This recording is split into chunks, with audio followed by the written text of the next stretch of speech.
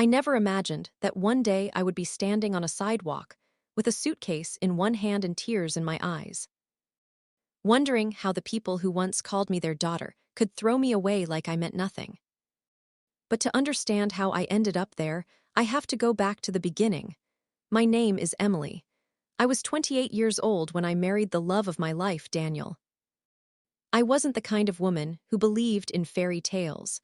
I had worked hard for everything I had. I grew up in a small town with parents who taught me one lesson over and over again.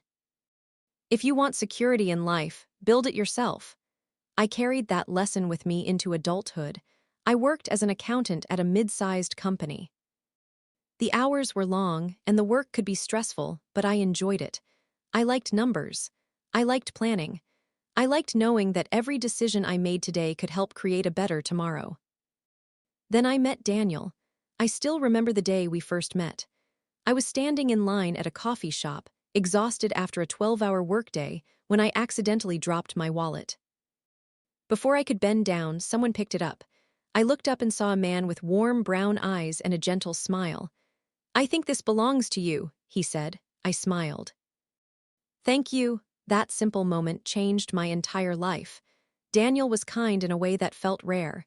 He listened when I spoke. He remembered small details about me. He never tried to impress me with expensive gifts or big promises. Instead, he made me laugh. And after years of focusing only on work, laughing felt wonderful. We started dating a few weeks later. A year after that, he proposed.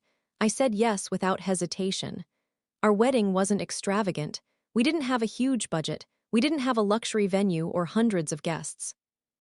But I remember looking into Daniel's eyes as we exchanged our vows and thinking that I had never felt richer in my life.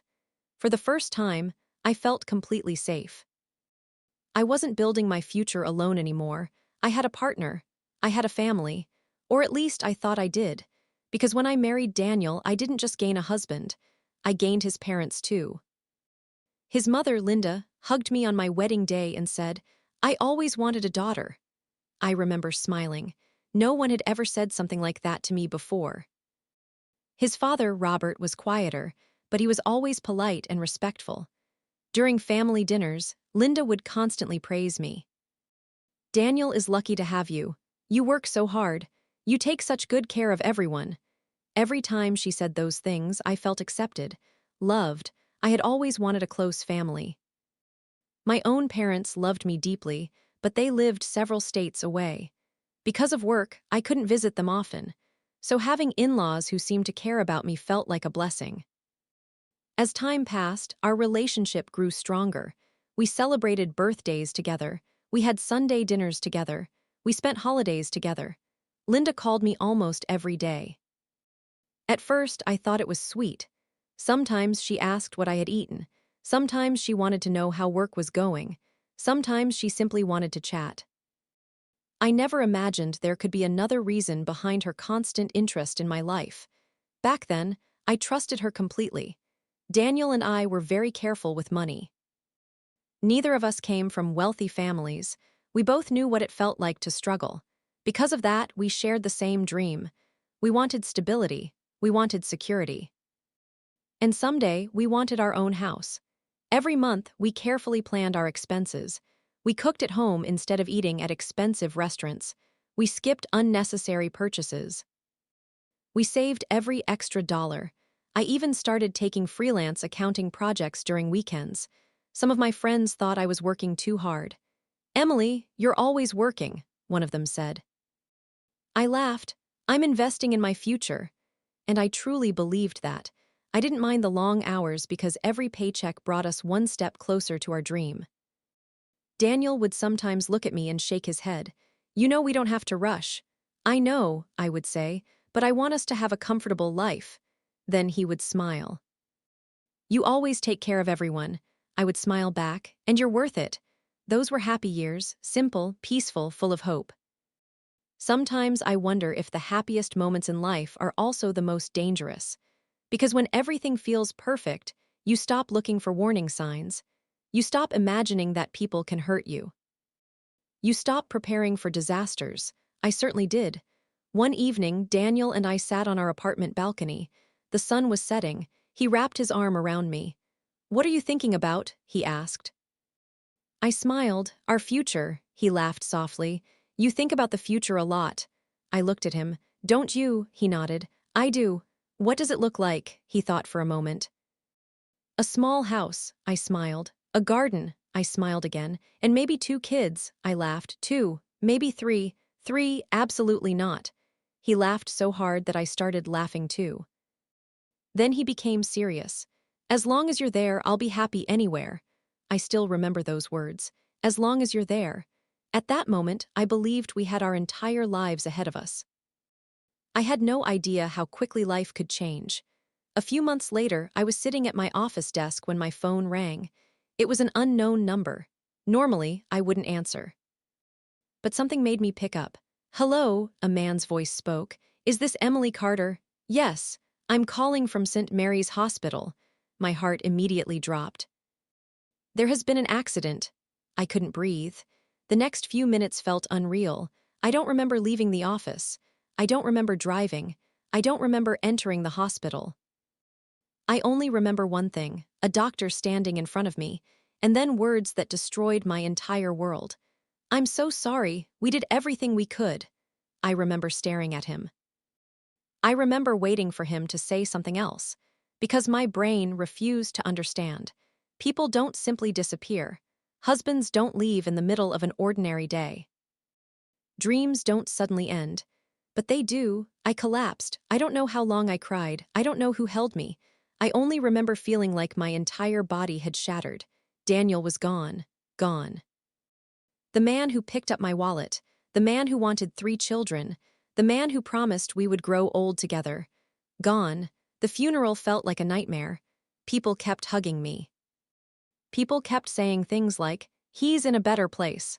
I hated those words, because the better place for him was with me. I remember standing beside his coffin and thinking that if I walked away from it, I would be leaving him behind. I wasn't ready. I don't think I ever would have been. That night, after everyone had gone home, I sat alone in our apartment. Everything reminded me of him. His jacket hung by the door. His coffee mug sat in the kitchen. His shoes were beside the couch. I broke down all over again. I cried until I couldn't breathe. Then there was a knock at the door. It was my mother-in-law and father-in-law. The moment Linda saw me, she hugged me tightly. "We couldn't leave you alone," I cried in her arms. For the first time since Daniel died, I felt comfort. Robert gently placed his hand on my shoulder. "You shouldn't stay here by yourself."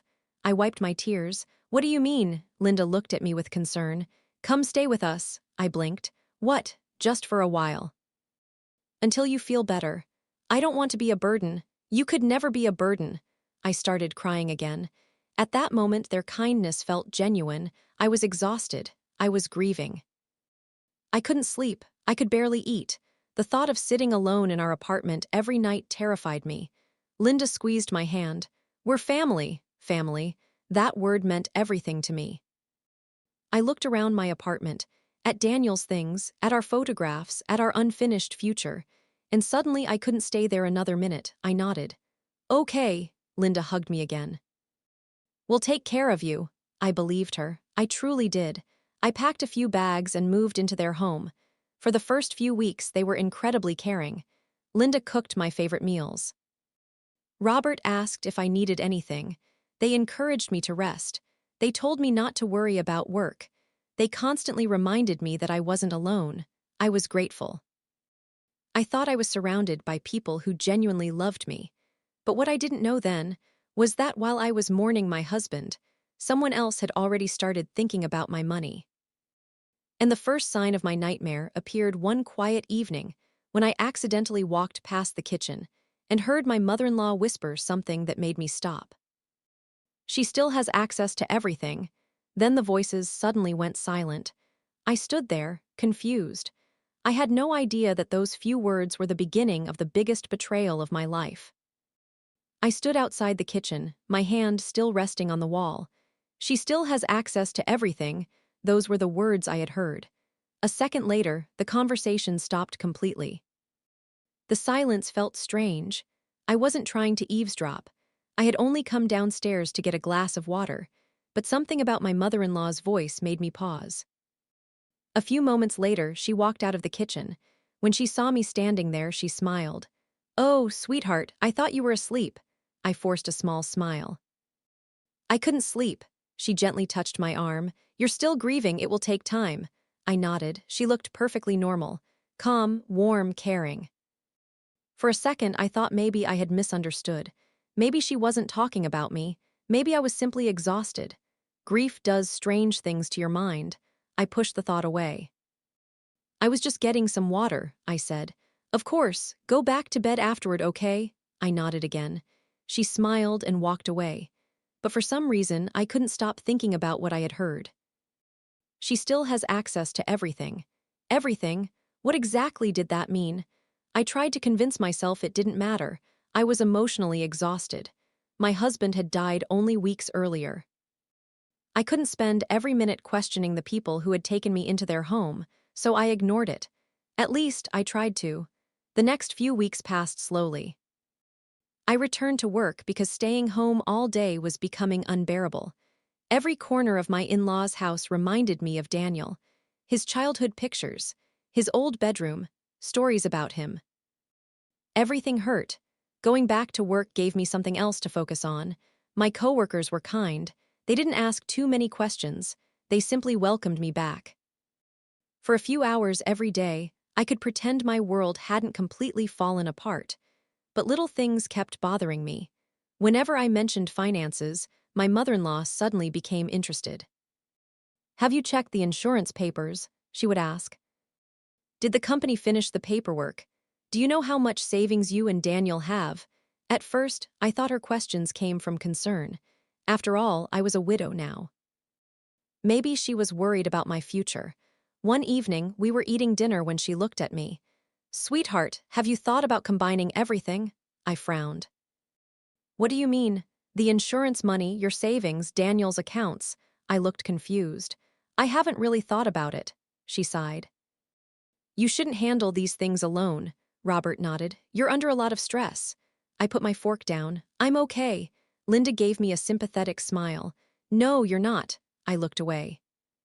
Because she was right. I wasn't okay, not even close. She reached across the table and held my hand. "Daniel would have wanted us to take care of you." I swallowed hard. "Maybe, we're family, Emily, let us help." I looked at both of them.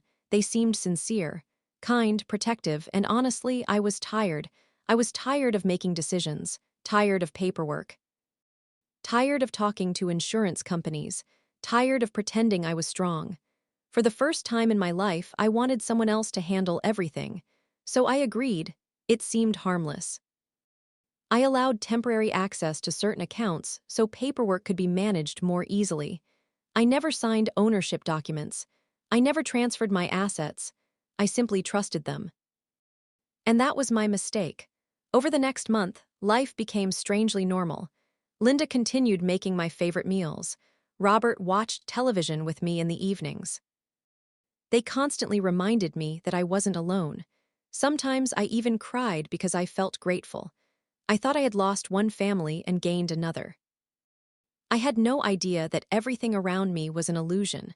One Saturday morning, I woke up earlier than usual.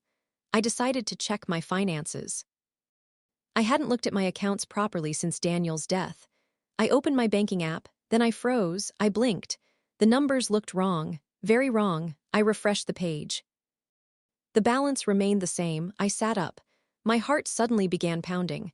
Most of my savings were gone, gone. I checked again, and again. I opened another account, then another. I couldn't breathe. More than $200,000 had disappeared. I stared at the screen. This had to be a mistake. There was no other explanation. Banks make errors. Systems fail. Numbers change. Right.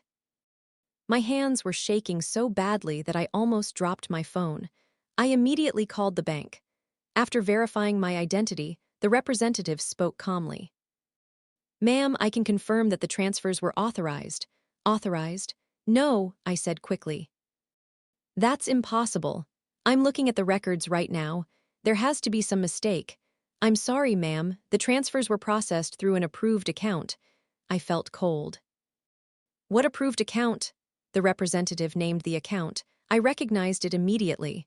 My mother-in-law. I couldn't speak. My entire body went numb. I ended the call and stared at the wall. This wasn't happening. This couldn't be happening. I immediately got dressed and drove home. I don't even remember the drive. I only remember my hands gripping the steering wheel so tightly that my fingers hurt. I walked inside the house. My mother-in-law was sitting in the living room. She smiled. "Oh, sweetheart. You're home early." I looked at her. I didn't smile. I held up my phone. "Where's my money?" Her expression didn't change. "What?"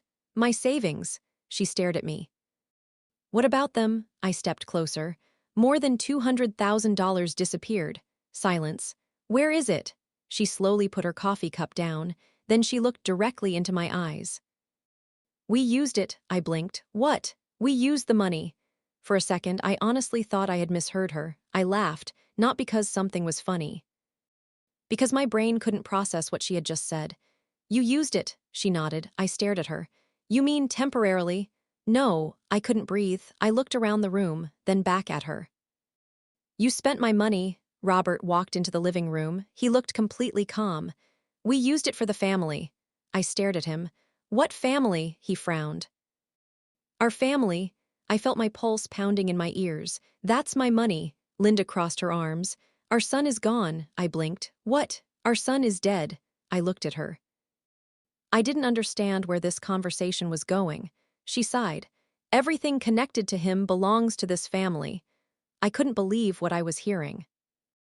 "That money wasn't Daniel's." She said nothing. "I earned that money." Still nothing. I looked at Robert. "Tell her this is a misunderstanding." He looked away. That was the moment I knew. There was no misunderstanding. This was real. I felt sick. I had trusted these people. I had cried in front of them. I had eaten meals with them. I had slept under their roof. And all this time they were planning this. "Where is it?" I whispered. Linda looked almost annoyed. "We invested it." I blinked. "You what?" "We purchased properties." I stared at her. "Properties?" My legs suddenly felt weak. "You used my savings to buy property?" She nodded. I couldn't even speak. I wanted to scream. I wanted to cry. Instead, I simply stared at her. Then she said something that completely shattered me. "You don't need that money anyway." I looked at her. "What?" "You have no husband." I couldn't breathe. "No children." I felt tears filling my eyes. "And you're still young. You'll work and earn more." I couldn't believe she was saying these things. She looked at me as if everything she had done was perfectly reasonable, as if stealing from a grieving widow made sense. I looked at Robert. He remained silent. Then Linda said something I will never forget. "Our son should have benefited from that money." I stared at her. "Daniel is gone." She looked at me. "So why should you keep everything?" I felt something inside me break. Not crack, break. I had loved these people. I had trusted them. And suddenly I realized something horrible. They had never seen me as their daughter. I was simply the woman who happened to have money. I looked around the room. Everything suddenly felt unfamiliar. Cold. Strange. I didn't belong there. Maybe I never had. I looked at Linda. "You stole from me." She immediately frowned. "No, you stole my savings. We protected our son's legacy." I couldn't believe those words. Then she stood up, and what happened next hurt even more than the theft itself. She looked at me and said quietly, "Maybe it's time for you to move on." I blinked. "What? You've stayed here long enough." I stared at her. "Are you serious?" She nodded. "You need to start your own life." I couldn't breathe. I had lost my husband, lost my savings. And now they wanted me gone. I looked at Robert.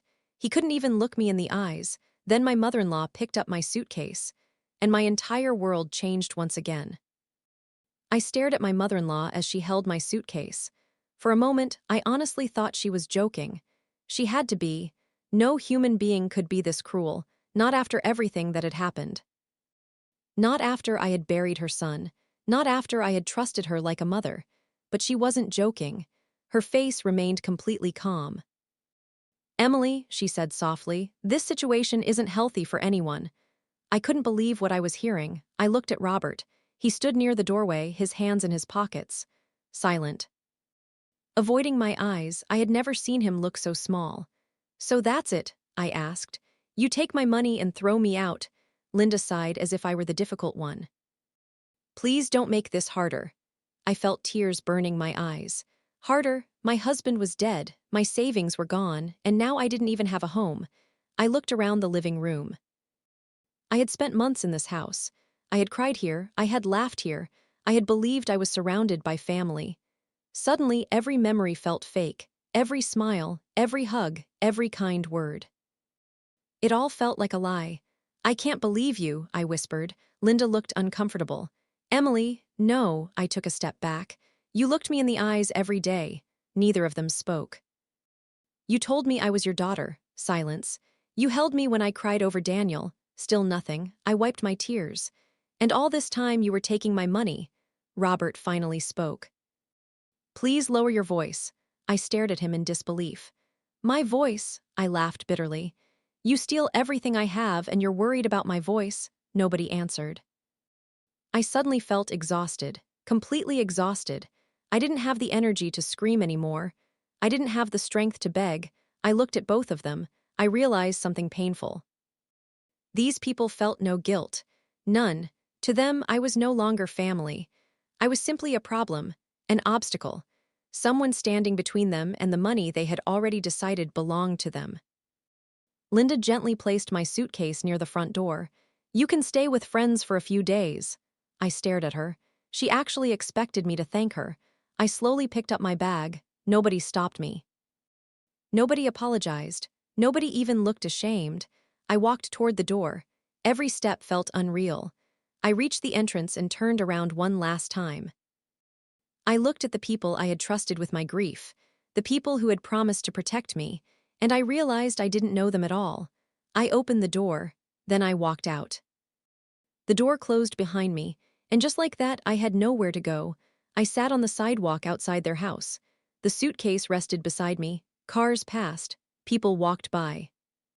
The world continued moving. Mine had stopped. I don't know how long I sat there. Maybe 20 minutes.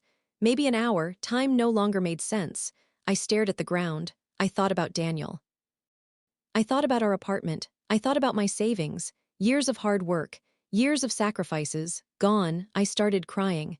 Not quietly. I completely broke down. I cried so hard that my chest hurt. I couldn't stop. Everything I had been holding inside since Daniel's death suddenly exploded. I cried for my husband. I cried for my lost future. I cried for the woman I used to be. Eventually, I reached for my phone. There was only one person I wanted to call. Sarah. She had been my best friend since college. We had survived difficult exams together, terrible jobs, and painful breakups. She knew everything about me. I pressed her number. She answered immediately. "Emily." The moment I heard her voice, I started crying again. "Emily, what's wrong?" I couldn't speak. "Emily," I finally managed to whisper. "They threw me out." Silence. "What? They stole my money and they threw me out." I heard her take a sharp breath. "Where are you?" I looked around. "Outside their house. Stay there. Sarah, don't move." "I'm coming." The call ended. 20 minutes later, her car pulled up. She jumped out and immediately ran toward me. The second she saw my face, she wrapped her arms around me. I completely fell apart again. She held me tightly. "It's okay," she whispered. No, nothing was okay. But hearing someone say those words felt comforting anyway. She carefully placed my suitcase in her car and drove me to her apartment. The entire ride was silent. I simply stared out the window. When we arrived, she made tea and sat beside me. Then she said gently, "Tell me everything." So I did. I told her about the money, the property investments, the conversation, being thrown out, everything. She listened without interrupting. When I finished, she looked horrified. "Emily, that's insane," I laughed weakly. "Apparently." She was quiet for a moment. Then she asked, "Did you sign ownership papers?" I frowned. "What, for your savings?" "No," she looked confused. "You didn't transfer ownership?" "No, you never signed documents giving them the money." I shook my head. "No," she sat up straighter. "Emily, are you sure?" "Yes," I thought carefully. I remembered signing temporary access forms. I remembered authorizing certain transactions during my grief. but ownership, never, absolutely never. Sarah stared at me, then she said something that changed everything.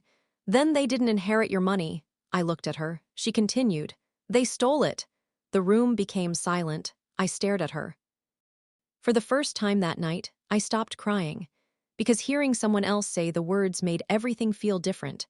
I wasn't simply a widow with bad luck. I wasn't trapped in a complicated family disagreement. I was the victim of fraud, a crime. I looked at Sarah. What do I do? She looked directly into my eyes. You fight. I blinked. Fight. I didn't feel strong. I felt broken, exhausted, empty. But then I remembered Linda's face, her cold voice. You don't need that money anyway. Then I remembered being thrown outside like garbage. Something changed inside me, slowly, quietly. The sadness was still there, the grief was still there, but something else appeared beside it. Anger, pure anger. I looked at Sarah. They ruined everything. No, she said firmly. They think they did. I looked at her. She continued. Emily, listen to me. You survived losing your husband. Tears filled my eyes again. You survived the worst day of your life. I swallowed hard. And you're still here. I looked down. She gently squeezed my hand. Don't let these people destroy what's left of you. I sat there quietly. For months, I had felt helpless, like life was happening to me, like I had no control. But suddenly, I wanted my control back. I looked at Sarah. What if I lose? She didn't hesitate. What if you win? I stared at her. Then she smiled. I know you. I looked confused. She laughed softly. You once worked 60 hours a week to save for your future. I smiled weakly. You planned every detail of your life. I looked down. You're the strongest woman I know. I almost cried again, because I didn't feel strong. I felt completely shattered. But maybe strength isn't something you feel. Maybe it's something you choose. I looked at my suitcase. Everything I owned was inside it. I had lost my husband. I had lost my home. I had lost my savings. What else was there left to lose? I slowly looked back at Sarah. When do we start? She smiled. Tomorrow morning. The next day I woke up feeling different, not happy, not healed, but awake. For the first time in months I had a purpose. I showered. I got dressed, I tied my hair back, then Sarah looked at me and smiled. There she is, I frowned. Who? You. I didn't understand, she laughed. The woman who doesn't quit. I looked at myself in the mirror. I still looked exhausted. I still looked heartbroken. But I also saw something else. Determination. I picked up my purse. Then I took a deep breath. The grieving widow they had thrown out of their house no longer existed, because the woman standing there had finally realized something important. I had trusted the wrong people, but I wasn't powerless, not anymore. And somewhere across the city, my in-laws were probably sitting comfortably in their house, completely unaware that the woman they had betrayed was about to fight back. The next morning, Sarah drove me to a law office downtown. I barely slept the night before. Every time I closed my eyes, I saw Daniel's face. Then I saw my mother-in-law placing my suitcase beside the door. Then I heard her voice again. You don't need that money anyway. I tightened my hands into fists. No, I wasn't going to cry anymore. I had cried enough, now I needed answers. Sarah parked the car and looked at me. You ready? Honestly. No, I felt nervous, terrified even. What if nothing could be done? What if I had truly lost everything? But I couldn't turn back now. I nodded. I'm ready. We walked inside. The lawyer's office was simple and quiet. A few minutes later, a man in his 50s walked into the room. Good morning, I'm Michael Carter. We shook hands. He smiled kindly. Please have a seat. I sat down. Then I told him everything. I told him about Daniel's death. I told him about moving in with my in-laws. I told him about trusting them. Then I told him about my savings. And finally, I told him how they had thrown me out. The room became silent. He looked at me for a long moment. Then he asked one question. Did you sign any documents transferring ownership of your assets? No. He looked down at his notes. You never signed over your savings? No. You only gave temporary access? Yes. He leaned back in his chair. Then he smiled. I frowned. Why are you smiling? He folded his hands together. Because your in-laws made a very serious mistake. I stared at him. What do you mean? He looked directly at me. Emily, this isn't inheritance. I held my breath. This is financial fraud. The words hit me hard. Fraud, a crime, not a misunderstanding, not an argument, not a family issue, a crime. For the first time in weeks, I felt something strange. Hope. The lawyer continued speaking. Do you have your banking records? Yes. Messages? Yes. Emails? I think so. Good. I looked at him. Can I get my money back? He thought for a moment. I believe you have an extremely strong case. I almost started crying. Sarah squeezed my hand under the table. The lawyer continued. But we need evidence. I nodded. I'll get everything. And that's exactly what I did. For the next several days, I gathered everything I could find: bank statements, emails, transaction records, insurance papers, messages. I read every document carefully, and the more I discovered, the angrier I became. I realized my mother-in-law had asked countless questions about my finances after Daniel died. She had carefully learned where everything was. She knew exactly how much money I had. She knew exactly how much insurance I received. She knew everything. I suddenly remembered all the times she had said, "We're family." I almost laughed. No, she wasn't protecting family. She was planning. Every kind word suddenly felt calculated. Every act of kindness looked different. I felt sick. A week later, I returned to the lawyer's office. I handed him everything. He spent nearly an hour reviewing the documents. Finally, he looked up. This is even worse than I thought. I frowned. What do you mean? He pointed towards several papers. Look at this. I leaned forward. These transfers happened in stages. I looked confused. So, he looked at me. They knew exactly what they were doing. I felt cold. He continued. Large amounts were moved gradually. That's often done to avoid attention. I stared at him. The room suddenly felt smaller. This wasn't impulsive. This wasn't grief. This wasn't confusion. This was planned. I looked away. I suddenly felt like I didn't know those people at all. The lawyer sighed. We're moving forward. I looked at him. How? We'll issue legal notices immediately. I nodded. And if they ignore them, he smiled slightly, then we make things very difficult for them. For the first time in months, I smiled. The notices were sent that same week. I expected panic. I expected calls. I expected apologies. Nothing happened. Absolutely nothing. Days passed. Silence. Finally, my lawyer called me. They ignored everything. I blinked. What? They refused to respond. I couldn't believe it. Even now, they thought they would win. Part of me was shocked. Another part wasn't. Because these people had already convinced themselves that they had done nothing wrong. They truly believed my money belonged to them. The lawyer sighed. Then we proceed. And we did.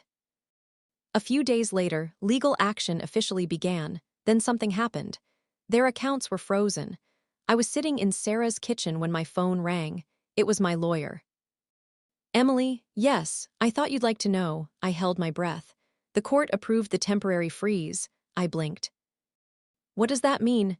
It means they no longer have access to those funds. I sat there, silent. He continued. And it also affects the investment properties. I couldn't speak. Because suddenly I saw them. My mother-in-law, my father-in-law, opening their accounts, discovering everything was frozen. For months, they had made me feel powerless. Now they knew exactly how that felt. I thanked the lawyer and ended the call. Sarah looked at me. What happened? I looked at her. Then something unexpected happened. I smiled. Not because I was happy, not because I enjoyed revenge. I smiled because for the first time since Daniel died, I felt like I could breathe again. They froze everything. Sarah's eyes widened. Everything? I nodded. She suddenly jumped up. Oh my God! Then she hugged me, and for the first time in months I laughed. A few hours later my phone rang. I looked at the screen. Linda. I stared at her name. I didn't answer. A minute later she called again. I ignored it. Then again. And again. By evening she had called 12 times. I still didn't answer. The next morning there were 7 voicemails. I listened to the first one. Emily, call me immediately. The second one. We need to talk. The third. Please answer your phone. I stopped listening. Suddenly she wanted to talk. Suddenly I mattered.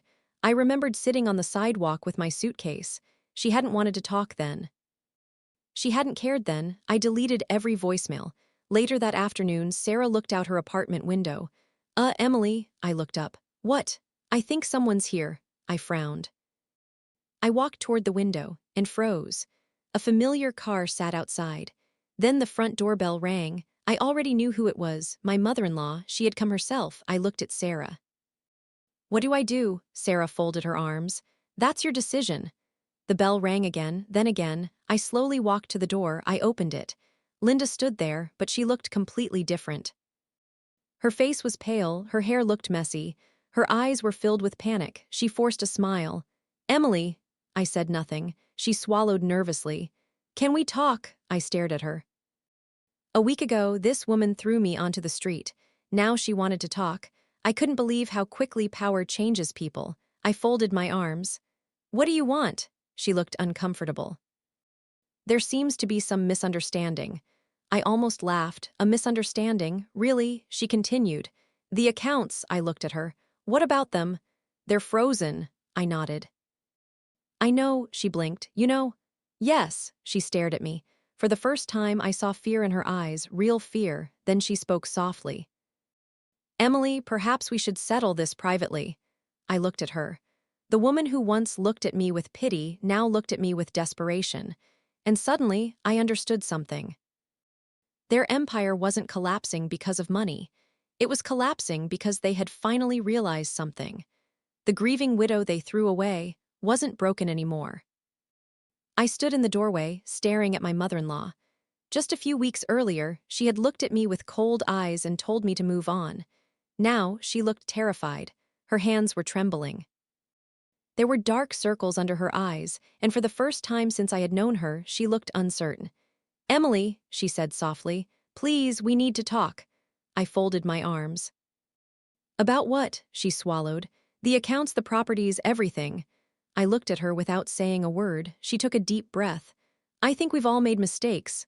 I almost laughed. Mistakes? For a moment, I simply stared at her. I remembered sitting on that sidewalk with my suitcase. I remembered crying until I couldn't breathe. I remembered feeling completely alone. And suddenly, I realized something. She didn't come because she missed me. She didn't come because she regretted hurting me. She came because she was afraid. Afraid of losing money. Afraid of losing control. Afraid of consequences. I looked directly into her eyes. You stole from me. She looked away.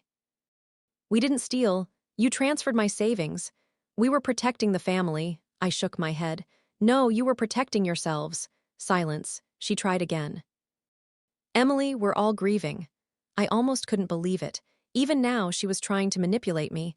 I took a deep breath. You stopped being my family the day you threw me onto the street. Her face changed. She looked hurt, but I no longer cared. For months, I had been carrying everyone else's feelings. I had worried about my in-laws. I had worried about appearing selfish. I had worried about being kind. Nobody had worried about me, not when I lost my husband, not when I lost my savings. Not when I became homeless. I was done carrying guilt that didn't belong to me. Please, she whispered, let's fix this. I looked at her. Then I remembered her words. You don't need that money anyway. I remembered another sentence. You can stay with friends. And then I remembered the worst one. It's time for you to move on. I looked at her calmly. I already did. Then I closed the door. I heard her knock again. I didn't answer. Eventually, she left. I stood there for a long time, then I realized something strange. I wasn't shaking. I wasn't crying. I wasn't angry. I felt peaceful, because for the first time in months I had chosen myself. The next several weeks passed quickly. The legal case moved forward. More evidence appeared. Bank records, property documents, transfer histories. Every document told the same story. My money had been deliberately taken and used to purchase investment properties. There was no misunderstanding, no confusion, no accident. Everything had been planned. As the court date approached, my in-laws tried everything. They called repeatedly. They sent messages. They asked relatives to contact me. One aunt called me. Emily, maybe you should forgive them. I was quiet. Then I asked one question. Did they forgive me when they stole my money and threw me out? She didn't have an answer. Another relative said, "They're elderly," I replied gently, and I was a grieving widow. Silence. Nobody had an answer, because deep down, everyone knew the truth. What they had done was cruel. A few days before the hearing, my lawyer called. "Emily, yes. They want to settle," I laughed softly. Of course they did. Now they wanted peace. Now they wanted compromise. I looked out the window. I thought about Daniel. I thought about our dreams. I thought about every extra hour I had worked to build our savings. Then I remembered sleeping on Sarah's couch because I had nowhere else to go. "No," I said quietly. The lawyer was silent. "Are you sure?" I nodded even though he couldn't see me. "Yes, because this wasn't only about money anymore. It was about accountability. It was about consequences. It was about learning that you cannot destroy someone's life and expect them to stay silent." Finally, the day arrived. The courtroom felt colder than I expected. I sat beside my lawyer. Across the room sat my in-laws. They looked completely different. They looked exhausted. My mother-in-law wouldn't even look at me. My father-in-law looked years older. For a brief moment, I felt sad. Not because I pitied them, but because none of this had to happen. We could have remained a family. We could have healed together after losing Daniel. Instead, greed had destroyed everything.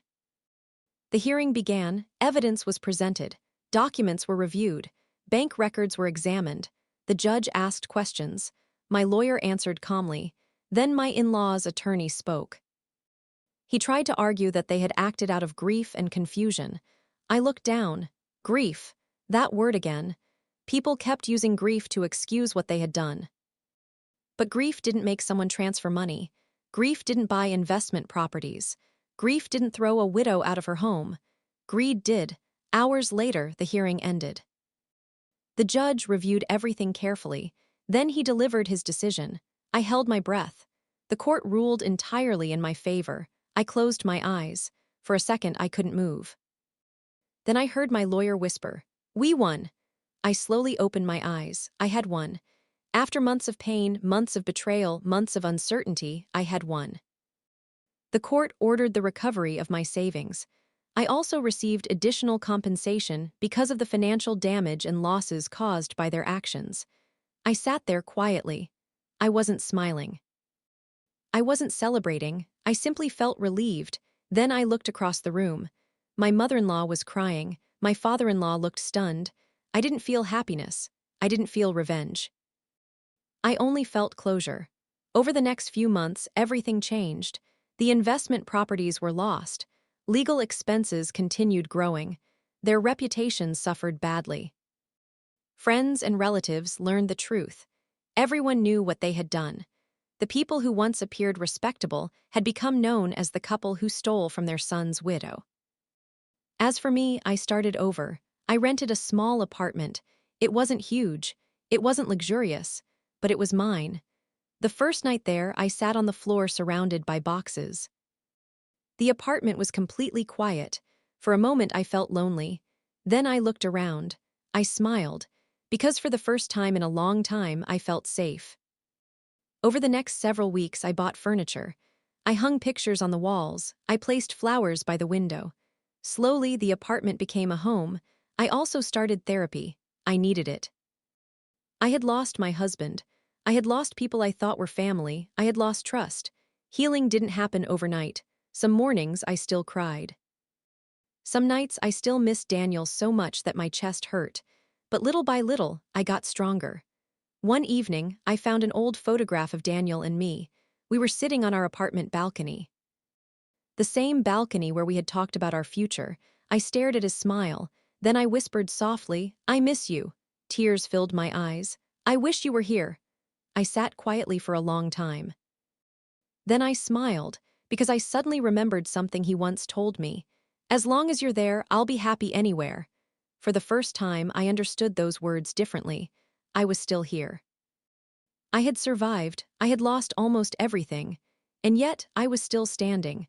I carefully placed the photograph on a shelf. Then I looked around my little apartment. I realized something important. The night my in-laws threw me out, they believed they had taken everything from me. My husband was gone. My money was gone. My home was gone. My future seemed gone, but they were wrong. Because there was one thing they could never take: my strength. Pain changed me, betrayal changed me, loss changed me, but none of those things destroyed me. Instead, they taught me something I will carry for the rest of my life. The people who betray you often mistake your kindness for weakness. They believe your grief will silence you. They believe your broken heart means you've stopped fighting. But sometimes, the most dangerous person in the room is the one who has already survived losing everything. Because once you've survived that kind of pain, you stop being afraid. And that, more than money, more than revenge, more than justice, became my greatest victory.